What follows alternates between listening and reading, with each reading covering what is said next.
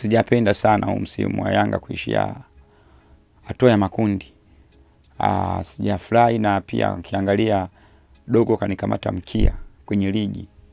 Kwa hiyo sijafurahi sana kwa kuwa misimu yote minne Simba nimechukua ubingwa nikiwa na mzidi pointi nyingi sana kuanzia 6 7, lakini msimu huu Simba kanikamata mkia. Kwa hiyo wote yani Yanga na sisi tuna pressure kidogo, na tukiangalia kwenye mashindano ya CAF nimetolewa hatua ya makundi, alafu huyu mtani mwenzangu yeye anacheza mpaka finali. Kwa hiyo msimu mimi sijapenda kwa kuwa mimi natamani kumuona huyu mtu anapiga machupa, analalamika, anafeli katika maisha yake kisoka.